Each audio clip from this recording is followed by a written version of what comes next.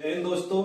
आज हम फिर आपके लिए एक वीडियो लेके आए और देखिए हमारे चैनल पे जो है केमिस्ट्री की वीडियो और मैथ की भी वीडियो और रीजनिंग की भी और हिंदी की भी ये वीडियो आपको जल्दी अवेलेबल कर दी जाएंगी, क्योंकि एक दिन में 4 वीडियो तो आपको मिल ही जाएंगी। एक हिंदी, मैथ, रीजनिंग और केमिस्ट्री। और देखते हैं जल्दी से, थोड़ा टाइम लगेगा। इंग्लिश की भी वीडियो आपको इसी पे मिल जाएगी चैनल पे, और फिजिक्स की भी। तो घबराने की कोई बात नहीं है। और सबसे पहले देखते हैं हम रसायन विज्ञान। रसायन विज्ञान क्या होती है?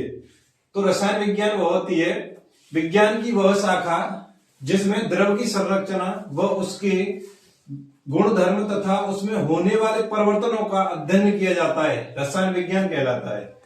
गुण धर्म और उसमें होने वाले परिवर्तन, गुण धर्म और उसमें होने वाले परिवर्तन, इनका अध्ययन किया जाता है, तो रसायन विज्ञान कहलाता है। दैनिक जीवन में रसायन विज्ञान का महत्व। हमारे दैनिक जीवन में रसायन विज्ञान का क्या महत्व है? इसमें देखिए कई महत्व है हमारे। देखो, भोजन में, वस्त्र में, मकान में, स्वास्थ्य में, मनोरंजन में, प्रसाधन सामग्री में, यातायात में, संचार में और युद्ध सामग्री में। देखिए द्रव्य की प्रकृति। तो द्रव्य जो होता है, द्रव्य होता क्या है? देखिए द्रव्य वह है जो स्थान घेरता है, जिसमें भार होता है तथा जिसको हम अपनी ज्ञान इंद्रियों से देख सकते हैं या अनुभव कर सकते हैं। तो द्रव्य को 2 पार्टों में डिवाइड किया हुआ है। नंबर 1 भौतिक अवस्था के आधार पर, नंबर 2 रासायनिक अवस्था के आधार पर। तो सबसे पहले हम देखेंगे भौतिक अवस्था के आधार पर द्रव्य क्या है।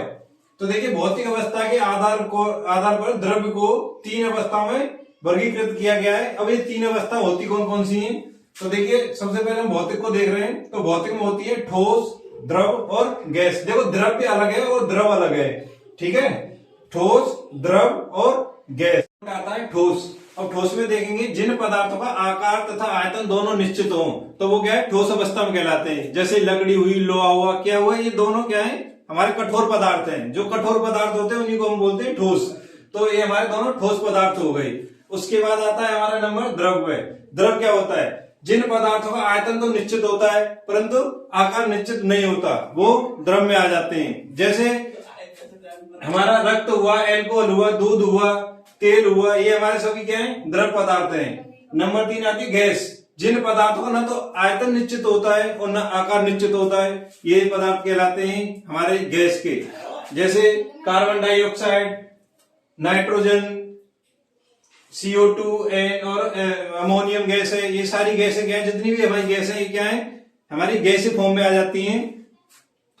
देखा था भौतिक अवस्था के आधार पर जो 3 टाइप में बटा हुआ था, ठोस, द्रव और गैस। उसके बाद थी रासायनिक अवस्था के आधार पर। तो रासायनिक अवस्था के आधार पर द्रव को 2 भागों में बांटा गया, विषमांग पदार्थ और समांग पदार्थ। अब देखिए विषमांग पदार्थ क्या होते हैं। पहला पॉइंट है हमारा विषमांग पदार्थ। तो इसी को देखते हैं। वे पदार्थ जिनमें प्रत्येक भाग में एक समान संरचना नहीं होती, विषमांगी पदार्थ कहलाते हैं। जैसे जल व तेल का मिश्रण। अगर जल को और तेल को दोनों का मिश्रण करेंगे तो देखेंगे कि जल जो हमारा पानी है वो अलग हो जाएगा और तेल है वो अलग हो जाएगा। ये दोनों आपस में घुल नहीं पाएंगे, ठीक है। तो इनमें एक समान संरचना नहीं होती है।